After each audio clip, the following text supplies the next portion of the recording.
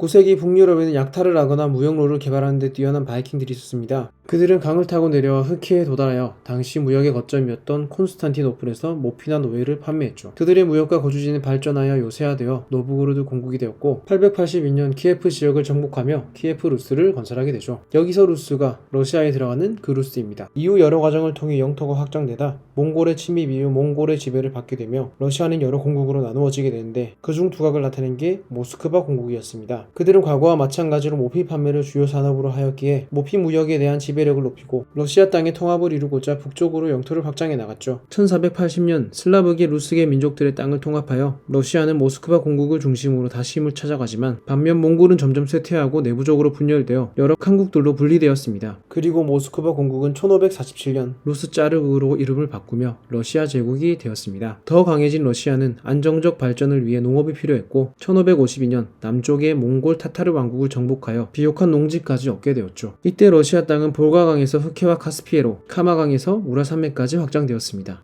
아무리 권력이 군주에게 강하게 집중되어 있더라도 땅이 너무 넓어버리면 비용도 많이 들고 관리도 어렵죠. 우리나라 역사에서도 신라말 지방에 대한 중앙의 영향력이 약해져 지방 호족들이 세력을 키워 고려가 건국되고 새로 건국된 고려도 지방을 더 잘 통제하기 위해 지방 호족들의 자식들을 인질로 삼아 수도에 있게 하는 기인제도 같은 방법을 쓰기도 했잖아요. 하물며 훨씬 큰 땅을 가진 러시아도 같은 고민이 있었겠죠. 이에 1565년 러시아의 이반 대진은 오프리치니키를 만듭니다. 이는 러시아 최초의 정치경찰이라 보시면 될 것 같은데요. 그들은 짜르, 즉 이반 대제에게 저항하는 사람이나 집단을 탄압하기 위한 존재로 이반 대제에게 충성스럽지 않다고 여겨지는 사람은 누구나 처형할 수 있었죠. 이들은 개인뿐만 아니라 사회체제나 도시도 타겟으로 삼았는데 그 대표적 예가 자체적으로 공화제를 유지하던 노브고르드로 1570년 오프리치니키를 이끌고 노브고르드로가 최대 12,000여 명에 달하는 사람들을 죽였고 귀족만 무려 1,500여 명을 학살했습니다. 이 악명 높은 오프리치니키는 사회를 불안정하게 만들었지만 누구도 방역을 꾀할 수 없을 정도로 짜르의 독재 권력을 확보하는 데 큰 역할을 하기도 했죠. 이후 러시아는 모피를 얻고 새로운 영토를 식민지화하기 위해 용병과 호전적 탐험가들을 지원하여 동쪽으로 진출합니다. 1700년까지 동쪽으로 영토를 엄청나게 확장해가지만 그만큼 전선도 넓어졌죠. 특히 동쪽과 남쪽에는 민족적, 종교적으로 매우 다른 사람들이었고 그들은 충성심이 상대적으로 낮았습니다. 이들을 제국의 사람으로 만들기 위해 대량 학살, 추방, 문화 및 종교의 러시아화를 위한 시도들을 하죠. 하지만 그 드넓은 땅의 토착민들을 완전히 동화시키는 것은 불가능한 것이었죠. 그렇게 새로운 영토들에 대한 통제력을 강화하고 위협을 줄이기 위해 이번에도 과거의 선택과 마찬가지로 러시아는 정치 경찰을 더욱 강화하고 그들에게 더 많은 힘을 부여했습니다. 이런 역할은 이후에도 계속되어 19세기엔 러시아 비밀경찰 오크라나로 이어지고 소련의 보안기관 KGB,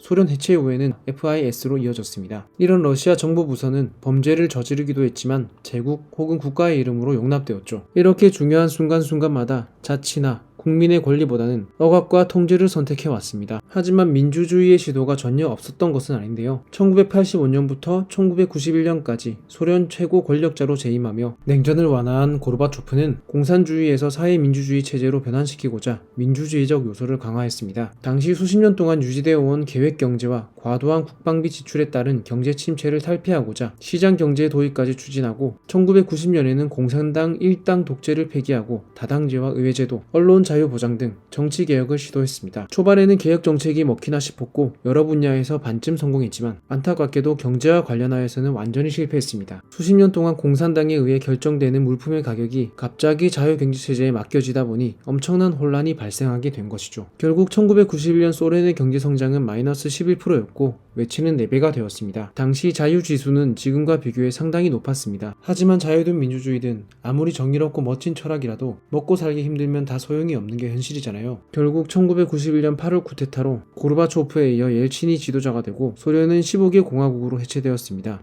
이 순간 민주주의와 폭력의 중요한 선택의 기로가 있었는데 이번에도 과거와 마찬가지로 크렘린궁은 후자를 택했습니다. 1991년 체첸이 독립선언을 했는데요. 예엘친은 당시 체첸 지도자인 조하르 두다예프와의 협상을 거부하고 무리하게 군을 투입하는 결정을 합니다. 또 1993년 예엘친이 기존 소련 체제의 전직 의원으로 대부분 구성되어 있던 인민대표회의와 최고회의를 폐지하려 하자 러시아 공산당 등이 국회의사당을 점거하고 예엘친을 탄핵했습니다. 이에 분노한 예엘친은 T-80 전차를 데려와 국회의사당을 포격해버립니다. 당시 러시아 정부 통계의 사망자는 180 447명이지만 최고 회의 추산으로는 약 2,000명 정도가 사망한 것으로 집계되죠. 자신의 권력 강화를 위해 폭력적인 수단을 택했지만 경제나 사회적 부분에 있어서는 고르바초프가 시행했던 자유민주주의 정책을 상당 부분 이어갔습니다. 하지만 경제는 계속해서 악화되어 갔죠. 이후 옐친은 자신이 직접 선택한 후계자인 푸틴에게 정권을 물려줍니다. 푸틴은 겉으로는 민주주의를 표방합니다. 우리가 알고 있는 양당제, 다수의 정당, 대법원 등 여러 기본 조건을 갖추고 있습니다. 하지만 실제로는 집권당인 통합러시아당이 소련 시대의 공산당 역할을 하며 사실상 일당 체제로 운영되고 있죠. 또한 푸틴 시기에 유가나 천연가스의 가격이 급상승하는 등 환경적 이점을 기반으로 경제가 안정되어 갔으며 이전에 자유와 민주주의를 강화해 나간 고르바초프와 옐친 시기에 경제적으로 몰락했던 경험과 대조되며 민주주의를 표방한 푸틴의 강력한 제국주의에 대해 국민들이 지지를 보내왔습니다. 또한 지리적으로도 세계에서 가장 큰 영토를 아우르고 있으며 지금도 22개 공화국, 9개 크라이스, 4개의 자치구, 1개의 자치주 등으로 나누어져 있으며